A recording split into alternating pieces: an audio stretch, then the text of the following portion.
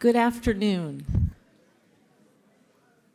Welcome, everybody, to this remarkable event that we're so honored to host here at the Stanford Graduate School of Business. When I was asked by my colleagues, Amit Saru and Anat Admati, to consider letting and hosting and welcoming this event here to the GSB, it was one of these wonderful times when I can say, yes, and this is absolutely something that we want to do here and that we're honored to have here at the Stanford Graduate School of Business. Increasingly, our students and our alums are concerned with and wanting more material, more programming around compassionate capitalism, around purpose, and around principled leadership.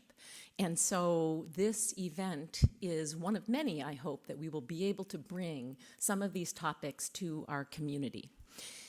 I don't need to do long introductions to our speakers today.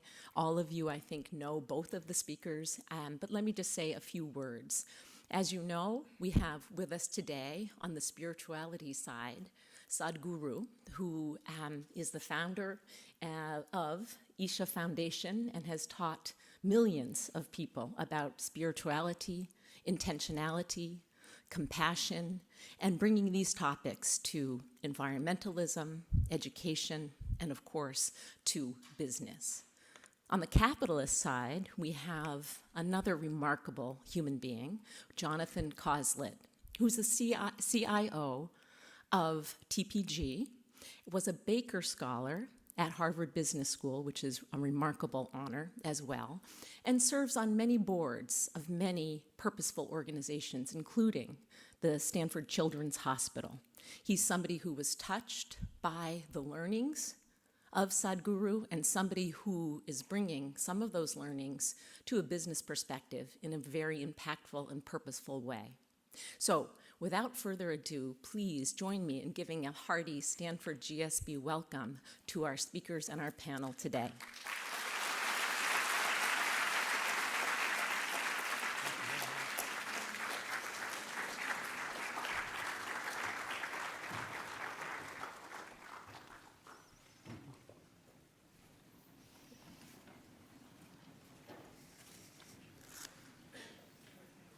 Thank you very much. Good afternoon.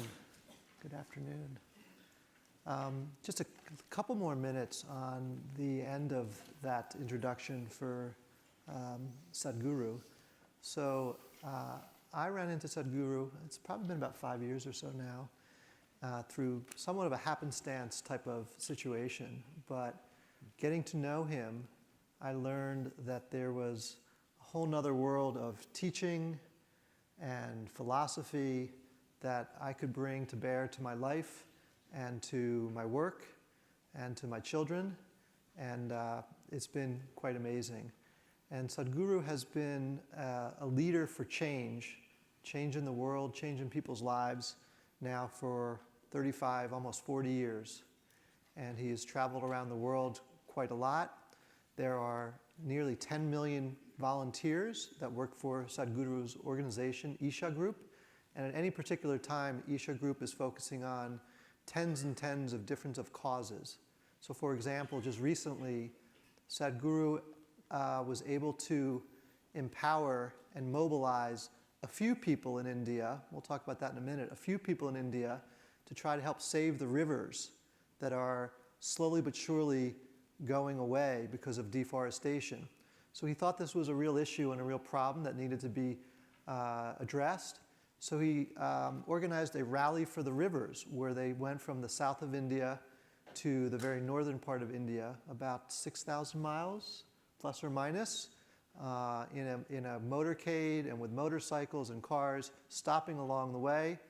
And he had a few people join him. He had 160 million people join him. And in that 160 million people was a force that ultimately led to a discussion with the government of India, with Prime Minister Modi, and within a very short period of time, the government of India has already enacted most of the presentation and the purpose and the plans that Sadhguru had laid out for trying to save the rivers. So that's just an example of what he has been doing around the world. He's a remarkable man and a great philosopher, a great teacher, a yogi, and also a great friend.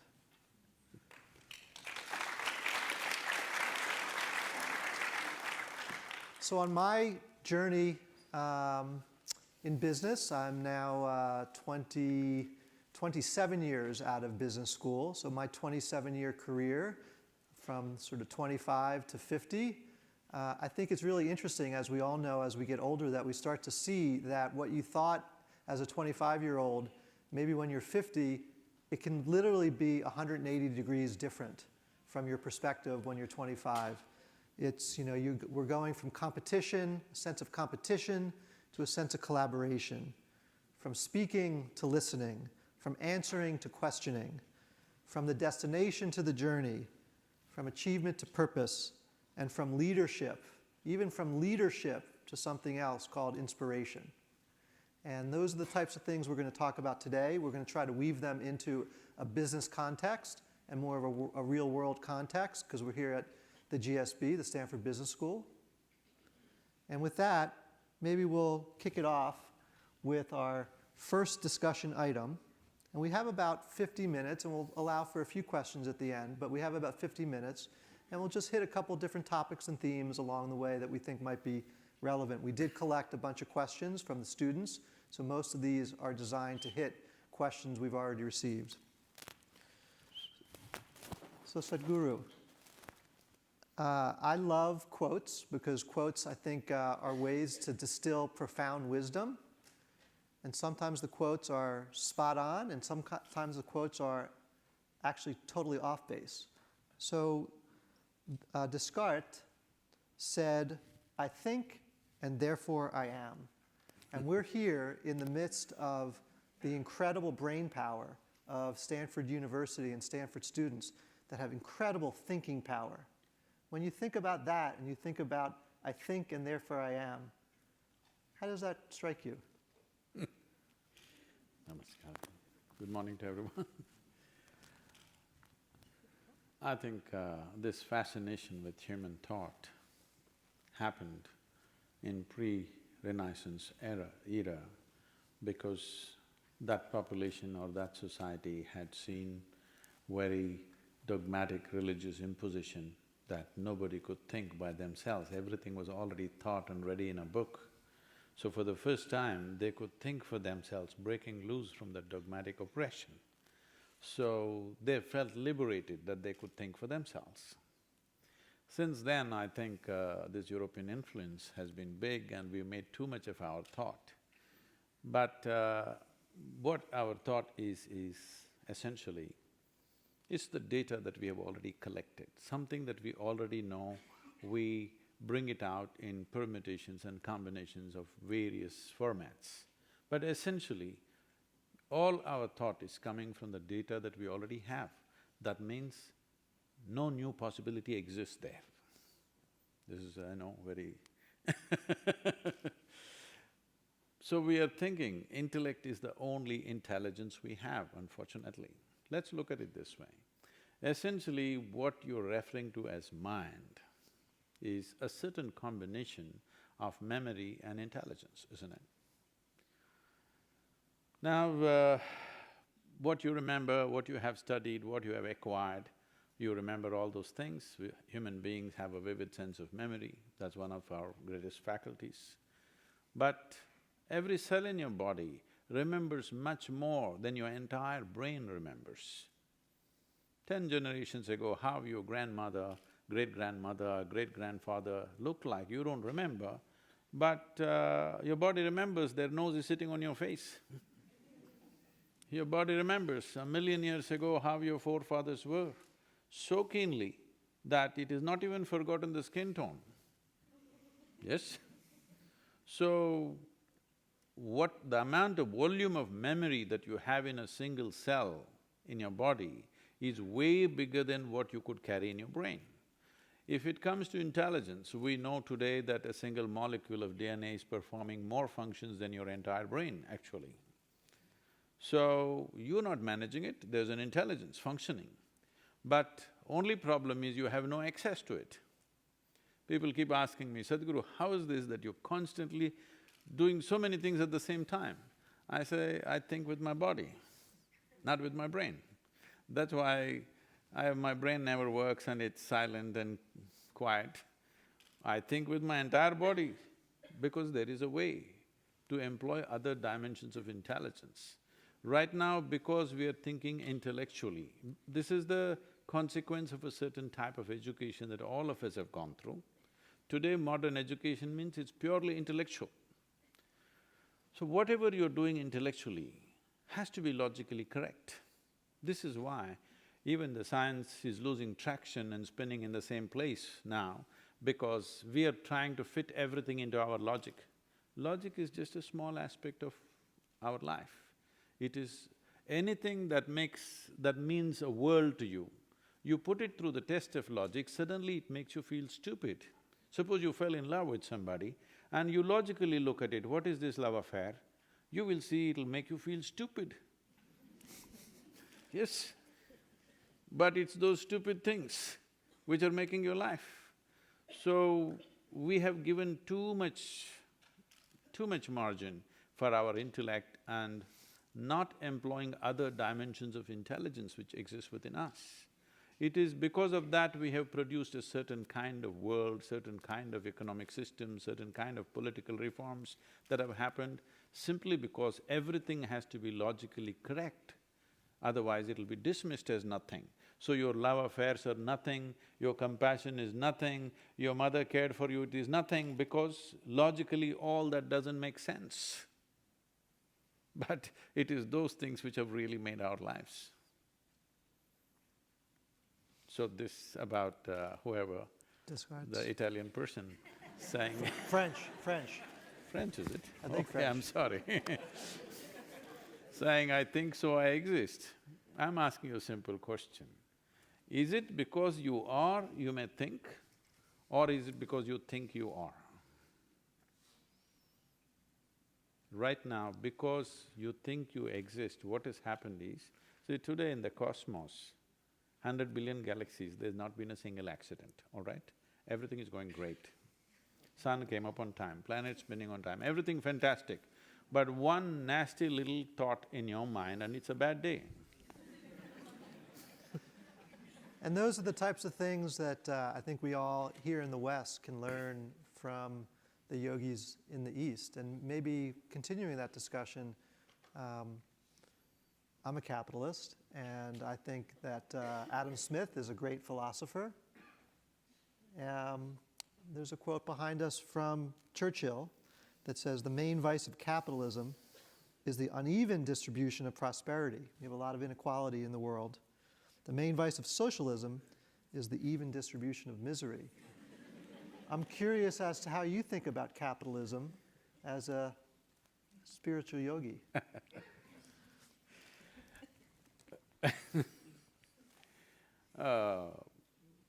Being a yogi is individual enterprise. It is not a mass-produced product. It is something that one has to do within themselves, so it's very individual. So in a way you can say it's capitalist because you build your own capital within yourself.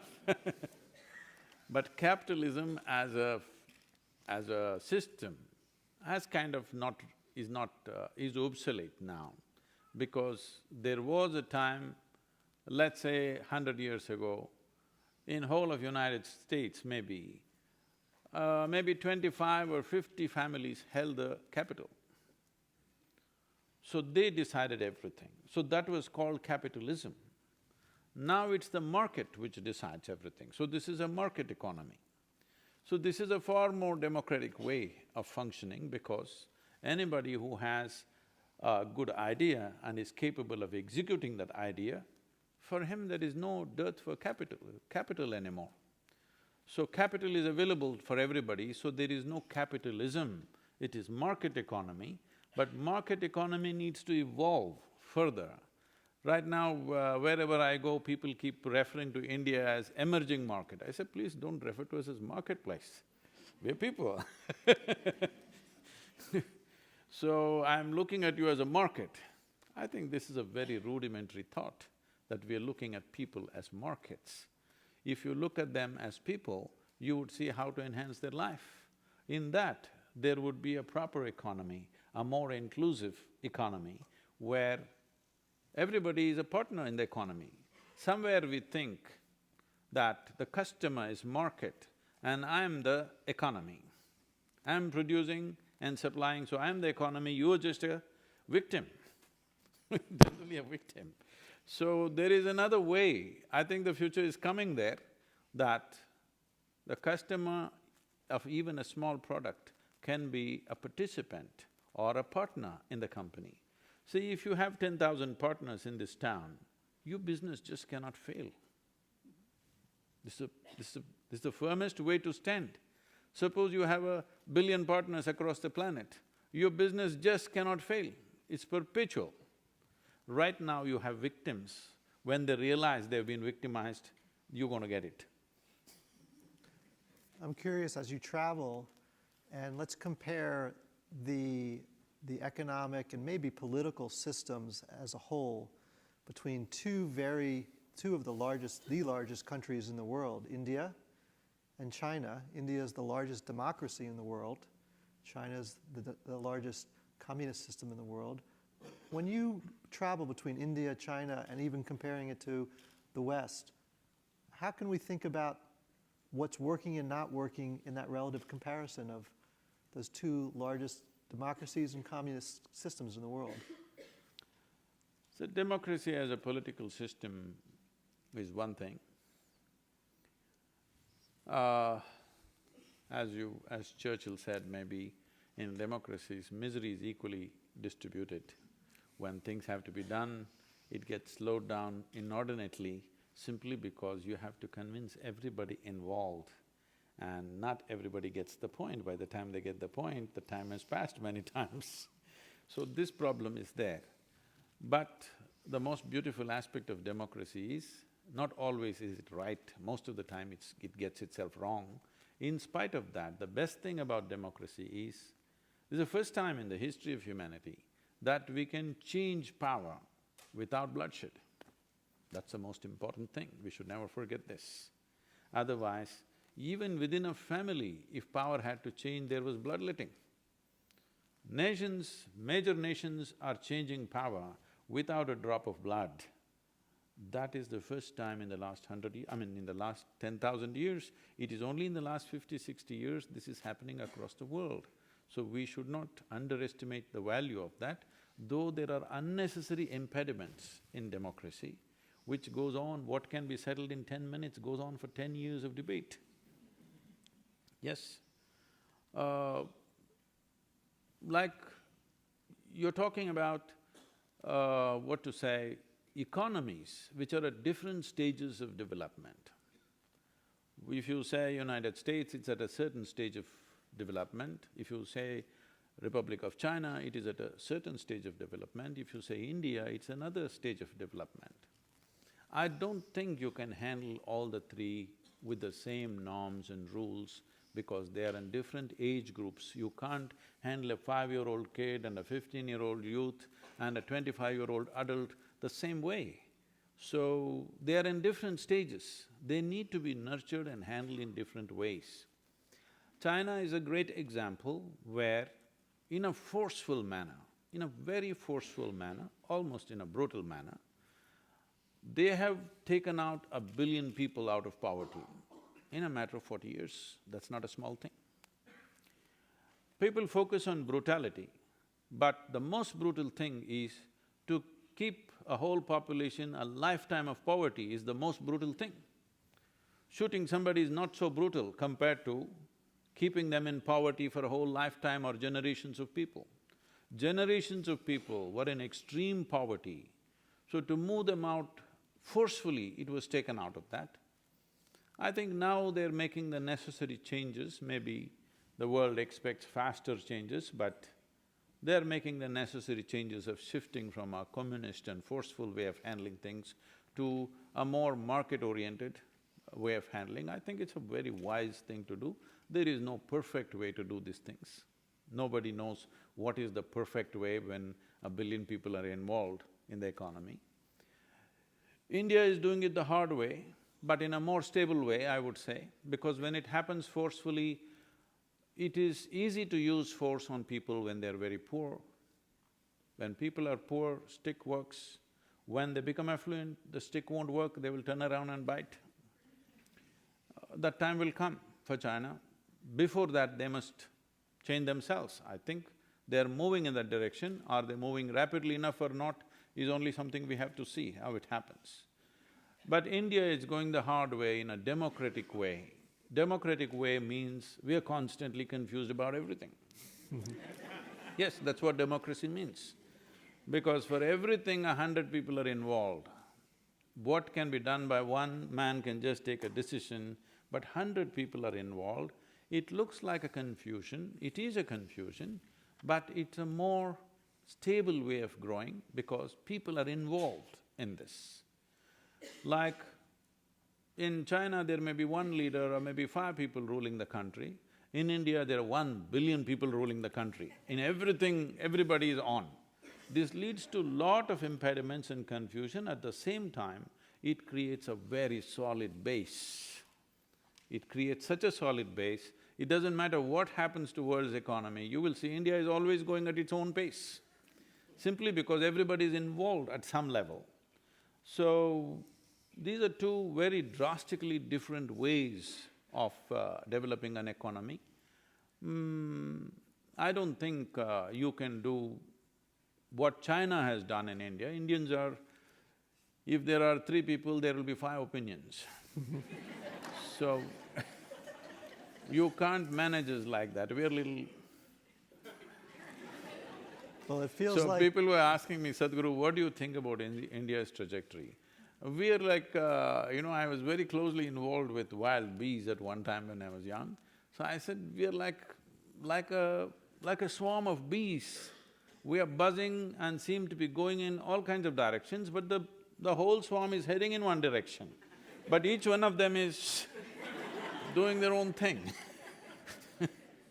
Progress, there's a lot of progress. It feels like the pace of change in the world is so fast. There's incredible progress. We're here in the heart of part of the world that prides itself on change and disruption and progress and innovation. What are some of the things that we're not thinking about we're not talking about with all this progress in terms of some of the implications? See, we're getting too carried away with economy. Today, anywhere you go, even if you go to your grandmother's place, you discuss economy. Hello? Even your grandmother is talking about economy. Economy, we must understand, is just an organized way of handling our survival. We should not raise it to heavens. That's not how it is. But the entire world has taken to this today. Everybody… there are WhatsApp economists in India who are oh, you don't use that platform much here, whatever. I mean, there are social media economists who are advising on a daily basis what should happen to the world, all this stuff. Leaving that aside, first time when I went to the World Economic Forum, a computer manufacturing company, that was the second largest company at that time. So, people were almost resentful as to why I am there. What is a mystic doing in an economic forum? So this person came up to me and asked something like this. So I said, see, what's your business? He said, we make computers, we're the second largest. Well, 3 months later, the Chinese bought them over.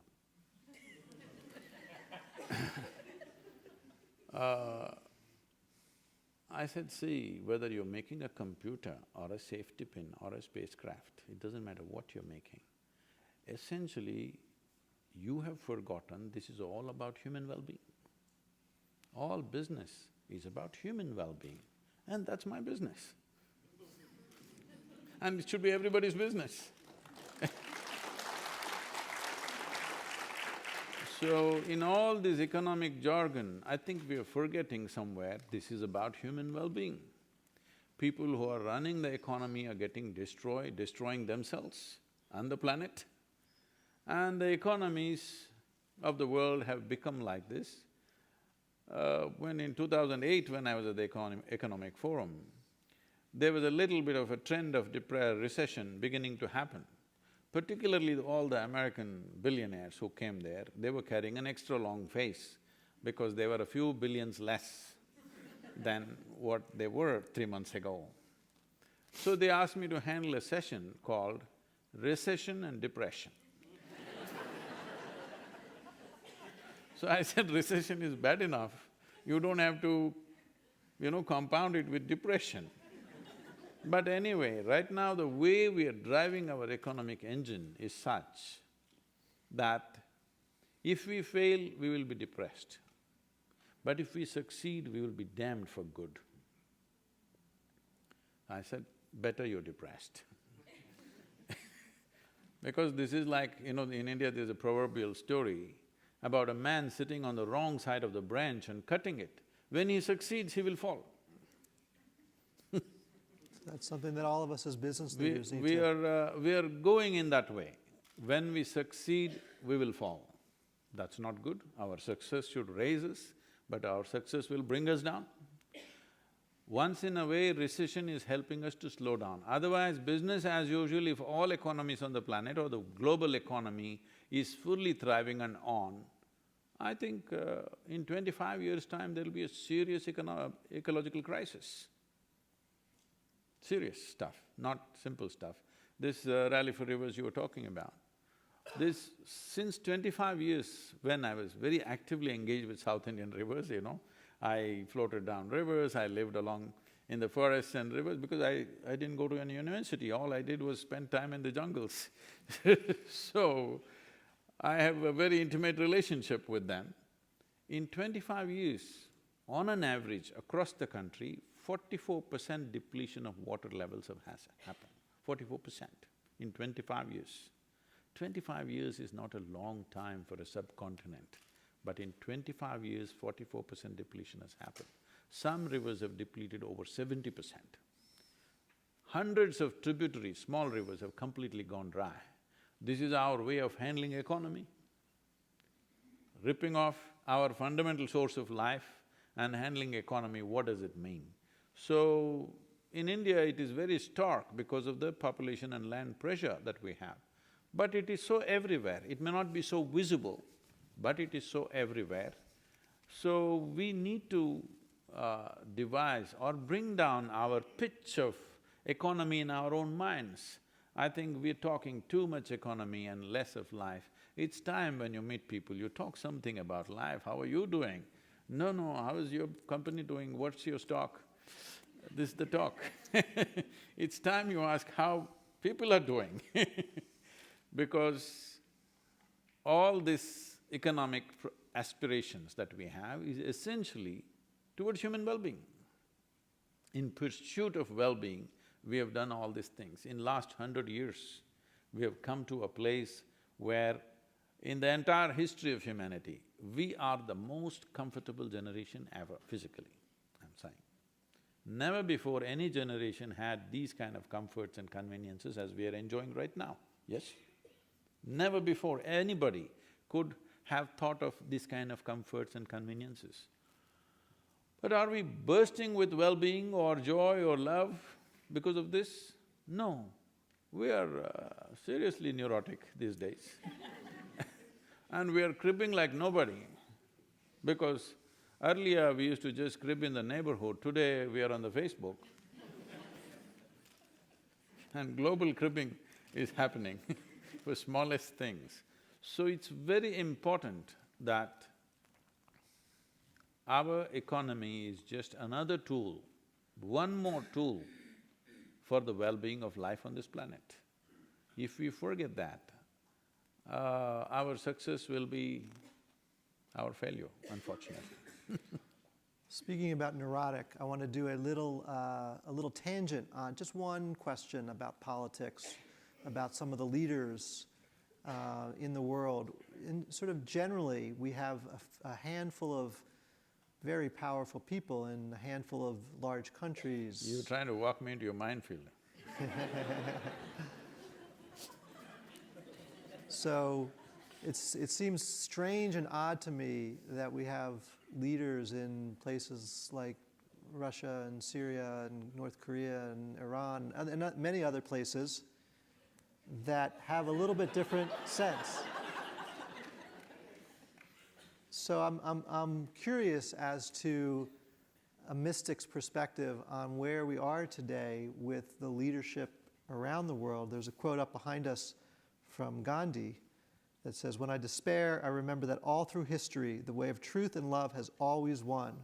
There have been murderers and tyrants, and for time they can seem invincible, but in the end they always fall. Always." Should we take solace in that? No. No. One falls and the next one is bread. So, I have highest regard for Mahatma Gandhi. The coming year is the 150th birth anniversary for him. I'm very much a part of that. But is he right on this one? No. He himself fell to an assassin's bullet. Well, you have a Martin Luther King shot down dead, and there have been so many others who were nowhere near any kind of tyranny, who have fallen to bullets. Well, Mussolini you hung, but Hitler had the freedom to shoot himself. I'm saying not all of them fell. Mm-hmm. And one thing we need to understand is, there are a lot of tyrants all over the place, in every society. In homes, there are many tyrants. Fortunately, they're not as potent as an Adolf Hitler or a Mussolini or somebody else or whatever. Fortunately, they're not as capable. So essentially, we are trying to celebrate incapability, incompetence.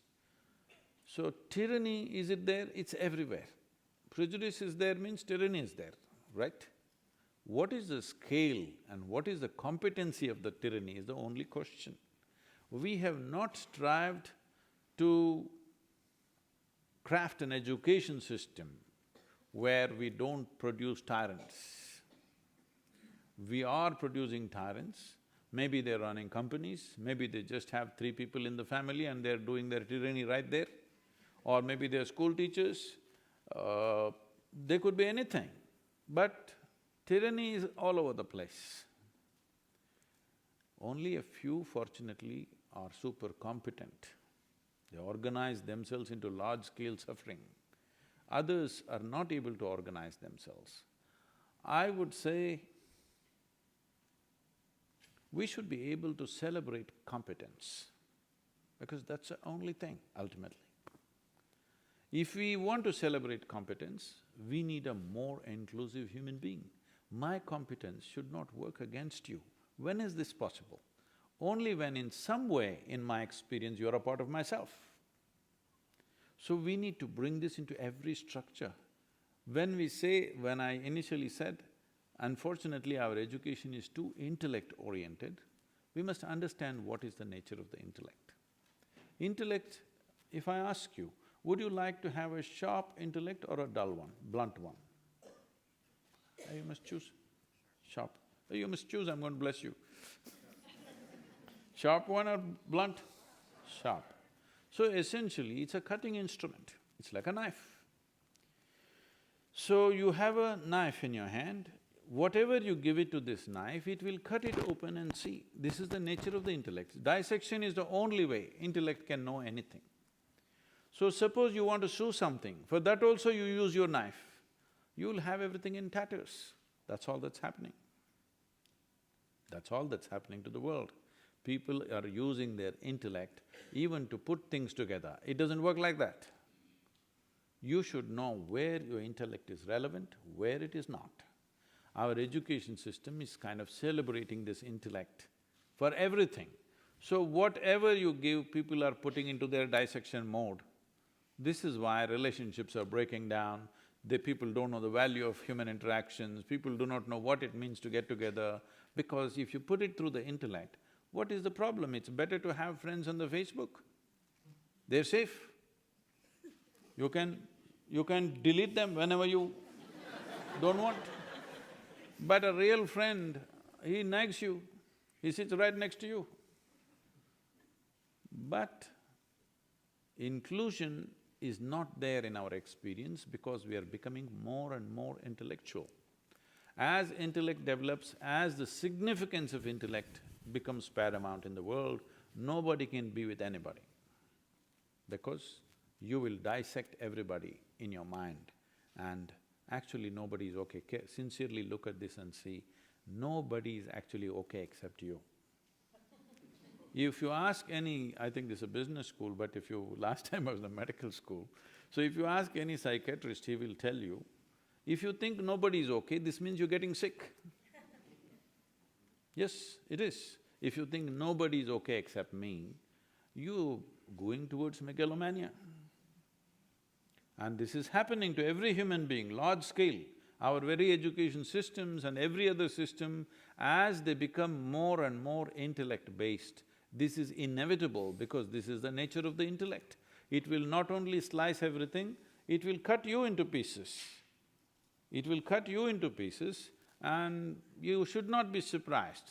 In another 100 years, if you have 30 to 40% of the people on this planet being schizophrenic, yes, you should not be surprised at all because it is very much like that, unless a lot of children don't go to school.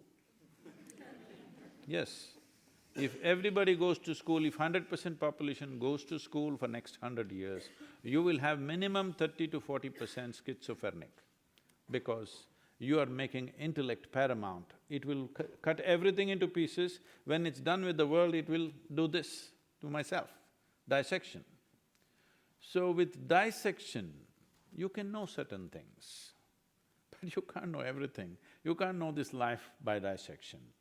And your economy, your leadership, everything is about enhancing life, isn't it? Hello? Absolutely. It's about enhancing life, not just playing some game which is against life. Right now it's become like this, people have started this like a game that they cannot stop, it's an addiction game, that you start doing this. In the stock market you have all that, but where is it? The wealth on the planet has remained the same in the last billion years. It's not changed. We can make products out of it, things out of it, but it's essentially the same material, isn't it? See, it's like, suppose you stand in front of the mirror, there is only one person. One person becomes two in the mirror. If you put one more mirror, this can become hundreds of people. Now you think there are hundreds of people. No, there are no hundreds of people, there's only one person. Yes? Similarly with wealth, similarly with everything, there is only that much. We should see how to use it in a sensible manner. Of course, we want to live well, there's no question about that. But life on this planet is for all life. This idea that's gone into human mind, certain religious dogmas have put this idea, everything in this world was made to serve the human being. If you pay… I've spent a lot of time in the jungles. If you just observe a lizard there, a reptile, a crawly creature, he has a complete life of his own. You observe the ants, they have a complete life of their own. Especially other mammals in the wild, they have a total life of their own emotions, their own families, their own politics and their own fights and wars and everything. They got the whole thing going. So, but somewhere human mind has been trained to think, all life is here to serve us. No, we must understand this. Today there's a study which says, if all the worms on the planet disappear today, in about 12 to 18 months, all life on the planet will disappear. Worms, believe me, those lowly worms. You call somebody a worm, that's the worst thing, right? If all the insects disappear, in somewhere between 3.5 to 5 years, all life on the planet will disappear. But if all human beings disappear, the planet will flourish.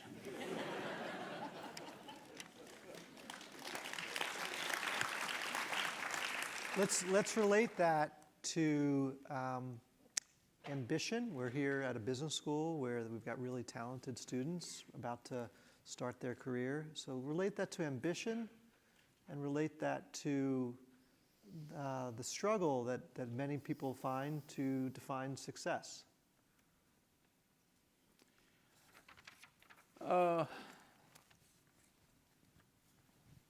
Ambition is a constipated expression of human longing.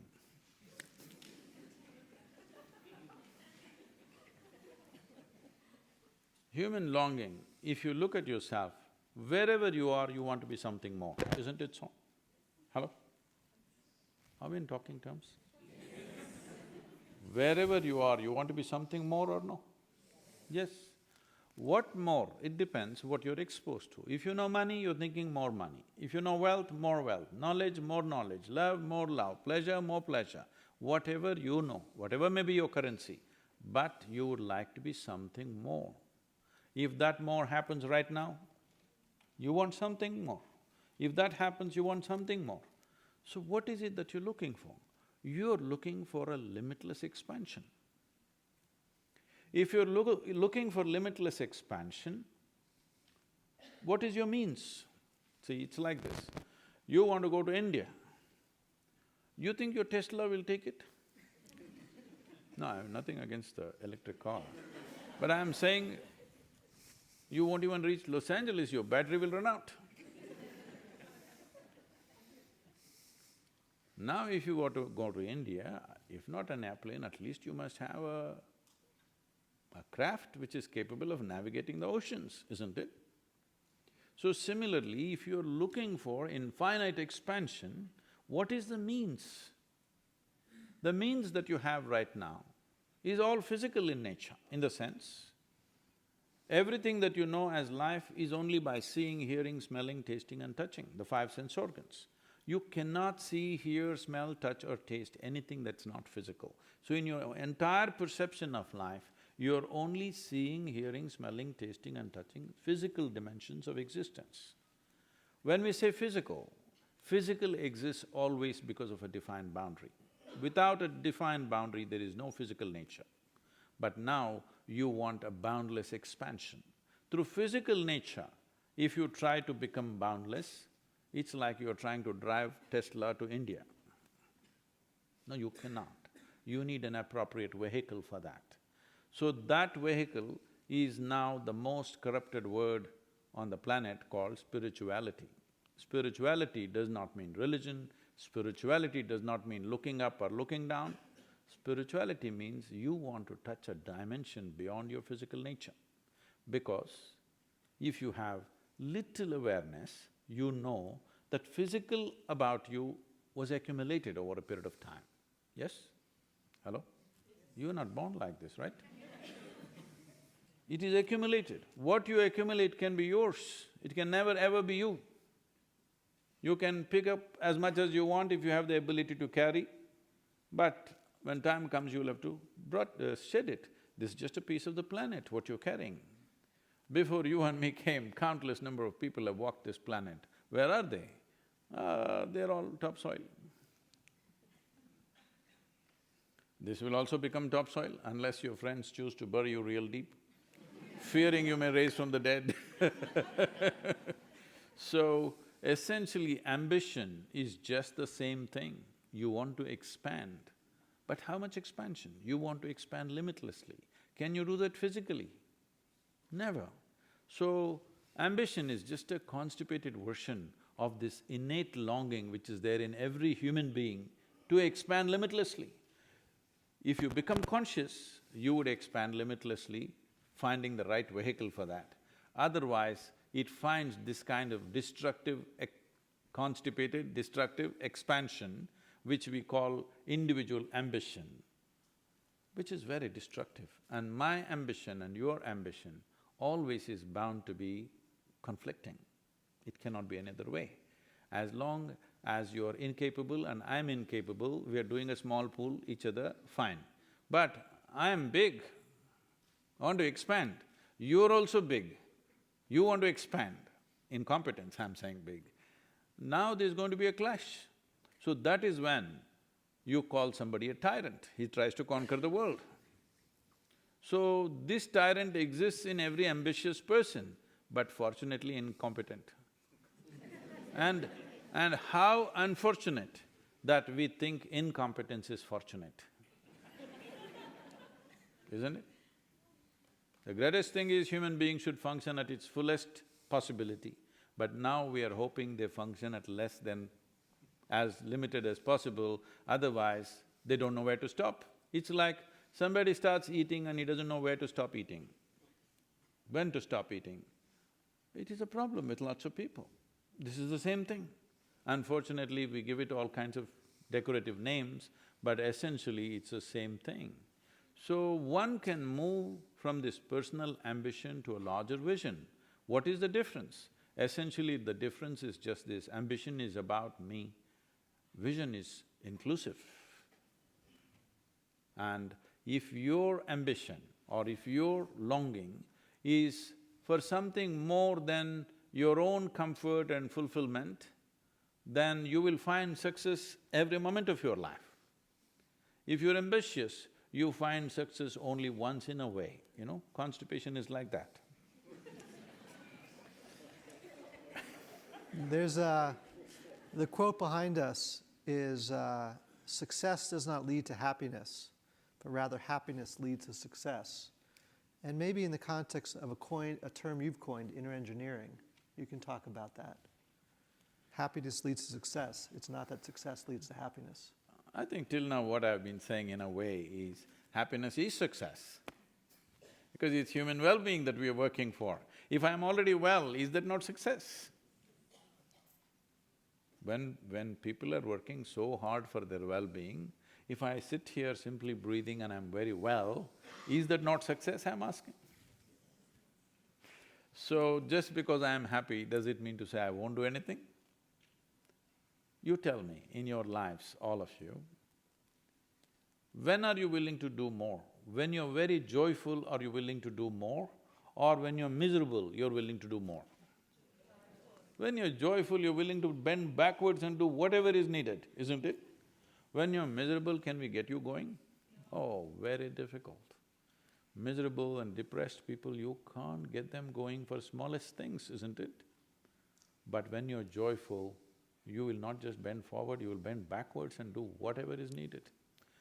It's only after coming to United States I got this term, you know, TGIF, it sounds like your company, but it's TGIF, okay. Thank God it's Friday. This means 5 days of the week you're suffering, 2 days you're going to enjoy. No, life never will work like that. We've made sure in our organization, in Isha, even in our school, it's 7 days. Because if you're really joyful about what you're doing, where is the question of, thank God we have an opportunity to do something that we want to do, isn't it? Not like, thank God I got a break. Not just me, hundreds of people around me are today 20 hours a day, 7 days of the week, 365 days, on and on. And this is because we are first joyful and then we are doing our work. We are not doing our work in pursuit of our happiness. This is an expression of our joy. So the more opportunity you get, the better it is. This needs to happen to the world. If you were joyful, you would do only what is needed. But if you're trying to milk joy out of this world, you will do all kinds of desperate things, isn't it? Why is my well-being against your well-being? Because I think for me to be happy, I must do this, this and this. No, I am joyful by my own nature because human experience essentially comes from within. Is that so? Hello? Your joy or misery, both happens from within you, is that so? What happens from within you, at least what happens from within you, must happen the way you want it, isn't it? See, this is all human beings are seeking. They want pleasantness in their life. They want everything to be pleasant. If your body becomes pleasant, we call this health. If it becomes very pleasant, we call it pleasure. If your mind becomes pleasant, we call this peace. If it becomes very pleasant, we call it joy. If your emotion becomes pleasant, we call this love. If it becomes very pleasant, we call it compassion.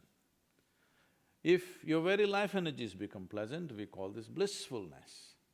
If it becomes very pleasant, we call it ecstasy. If the surroundings become pleasant, we call this success. It is only for making the surroundings pleasant, you need the cooperation of people around you. For all the other levels of pleasantness of body, mind, emotion and energy is entirely your business. Hello?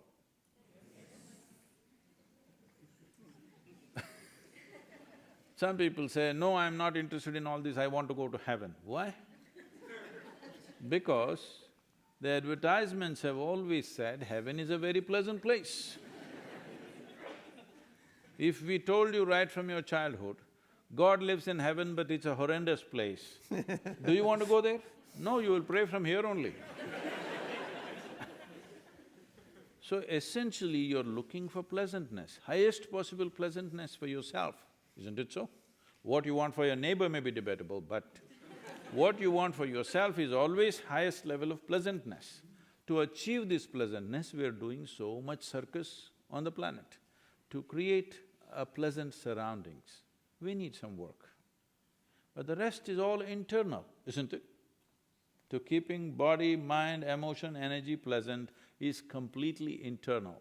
So, you need to engineer this in such a way that it is naturally pleasant. There are many ways to look at it. One simple way to look at it is, all human experience has a chemical basis to it. Or in other words, this is a chemical soup.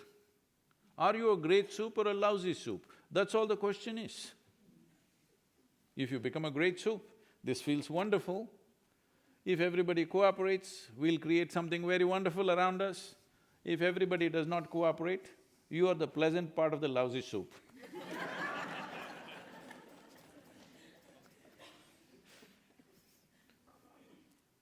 That much choice you always have, isn't it? So we've probably got one more theme I want to end with, and then we'll actually open it up for a few questions, a couple questions. We've got about probably 10 minutes after this. So behind us is what could be my favorite quote of all, because it talks about what we're all here for, which is relationships. It's by Maya Angelou. It says, "People will forget what you said and what you did, but they will never forget how you make them feel." And we're on this earth together for a very short period of time. So happiness and satisfaction comes in large part from the relationships we have and what we do in those relationships. How can we implement those thoughts both in our lives and in the context of our careers? With all due respect, what I'm saying is far more revolutionary than you be nice to me, I'll be nice to you business, because a whole lot of relationships start off with this intent, but most of the time they don't succeed. People who had the most pleasant early interactions could get into horrible states of conflict later on, all right? Individual people, groups of people, nations, all levels it's happening. This is because I expect you to make me happy, you expect me to make you happy. This is always a time bomb. It'll tick for some time and it'll explode unless it just peters out. So, I'm telling you this, why should how I feel depend on you? Because how I feel is coming from within me. This must be determined by me, isn't it? Hello? The moment I think, I'm feeling miserable because of you, there's a conflict. Yes or no? So, it's very important that human beings have to mature into this possibility that you feel joyful, you feel miserable, you feel horrible or you feel wonderful, this is essentially your doing. Somebody else, what are they doing? What they know best, they're doing. What they know best may be a lousy option, but they're doing what they know best. Right now they're abusive because that's what they know. They don't know any better. But why should that determine how I am? If the moment there is this fear of how will I feel, maybe I will suffer, once there is fear of suffering, your entire life becomes half strides. It'll never be a full stride, because the fear of suffering cripples human beings. Right now, this is what has crippled humanity, the fear of suffering. What will happen to me is always a big issue. What will happen to me should be determined by me. What happens around me, of course everybody has a stake, but what happens within me, why is it that somebody else can decide this? Whether I am blissful or miserable must be determined entirely by me, because this is in my hands, because the experience is coming from within. Somebody can stimulate something or somebody can stimulate something positive or negative, but essentially whatever the input, what I make out of it is always me, isn't it? The moment you have fear of suffering, you will not do what you could do. In our lives, if we do not do what we cannot do, there's no problem. If we do not do what we can do, we are a disastrous life. And this will happen to us, and this has happened to us in a big way to humanity. A whole lot of human beings will not do what they can do simply because of the fear of suffering. What will happen? What will happen?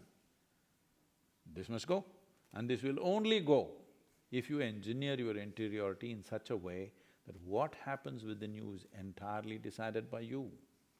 What happens around you, we will collaborate. What happens within me, there is no collaboration. This is dictatorship. So we probably have time for just a couple of questions because there's a classroom coming in here in about 20 minutes. So why don't we open it up for a couple of questions? Is there a microphone? I don't know if there's a microphone. If there is one there. Okay, here we go, where the mic is. Guruji, what is your ambition? Did you just come in?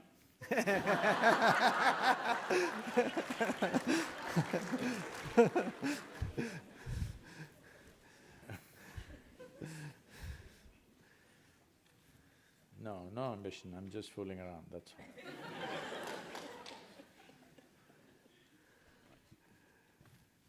all. Guruji, I got a question for you. Can you comment about your laughter? I've seen a lot of people laugh, but nobody laughs like you. You have such a joyful laugh, it comes from your deep within. Everybody laughs differently, so what's the problem with that? See, these days, these kind of things are going on. Some pathetic kind of yoga is going on. People call this laughing yoga, okay? Both of us stand in front of each other and say, you say he, I say he. This is crazy. See, this is like, you understand there must be flowers in the garden. If you want flowers in the garden, you don't buy plastic flowers and fix it there. You have to do something which doesn't look like flowers. You have to handle the soil, you have to handle the manure, water, sunlight. None of them look like flowers, none of them feel like flowers, none of them smell like flowers. But if you handle these things right, flowers will come. So laughter will come not because you have taken a stand, every day I must laugh for… because just recently I was reading somewhere, somebody is advising one American to-do teachers, what are the things you must do? Every day, 10 minutes a day, you must laugh. You will be in the psychiatry department soon. If you are in a certain state of pleasantness within you, without knowing why, a smile will spread on your face. With very little tickle, you will laugh. So, laughter is a consequence. don't try to create the consequence. You work the process, the source. This is the… okay, this ambition can be handled like this. The young man is asking about ambition. See, ambition means you are interested in the result. Recently, when we did this business event in India, so they all came to our yoga center, which is spread over 400 acres and 4,000 plus people are living there and lot of things happening, variety of activity. All are volunteers, nobody is paid for, nobody is trained for the job and you can't fire anybody because they're volunteers. Look at my troubles. So they looked at this and said, these are all top companies in India, and they said, how do you run this place with such efficiency? We take the best people from management schools, we cannot run it like this. What is the secret of this management? I said, see, this is all. We are devotees, not devotees of some god. We are devotees of the process that we have taken on. We are devoted to the process, not to the result. Because we are so devoted to the simple process that we are doing, everything looks phenomenal and there are results. Result is a consequence. You are only interested in the flower, not in the root. You think you're going to have a flower? So, whether it is joy or success is a consequence. We are too focused on the consequence. You need to be devoted to the process. I think the most important question, our last question, will come from this young lady. Hey, don't ask me difficult questions. I don't mean to be rude, but everybody has a limited amount on this life, but if you are trying to teach everyone something, then everyone's gonna pass away soon, so what's the point? Oh, existentialism, uh-oh. Whew, that's another hour. Oh, And this is from the youngest, All right, that's a tough one, Mr. Guru. so if we are trying to teach something which is going to take a long time, let's say, I want to teach you something which will take 1,000 years, then your question is relevant. I'm talking about not teaching you something, just opening up a dimension within you which is naturally in a certain way. Is it true? What did you have for breakfast? What's your name? Huh? Arna. Aruna? Agna. Okay. What did you have for breakfast? Bagel. Bagel. Okay. So you eat a bagel. Does a bagel look like you? No. So you eat this bagel, right now this work is going on, the bagel is becoming a little girl. Yes or no? So is there an intelligence within you which is capable of turning bagel into a human being? You have. Suppose I could take a bagel in my hand and make it into a human being, who would you think I am? Must be the source of creation, isn't it? But you are doing it. You're making a bagel into a human being, you're really fantastic. When you're such a fantastic human being that you can turn a bagel into a human being, you're not a small possibility, you're a tremendous possibility. Because in 2, 3, 4 hours you can make a bagel into a human being. Is it a small phenomenon? When you're able to do such a thing, you becoming joyful, how many 1,000 years should it take? If you allow me, we can make it happen in a few minutes.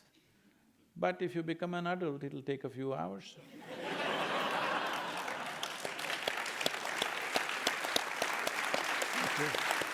Thank you guys very much. Thank you very much. Maybe again next year.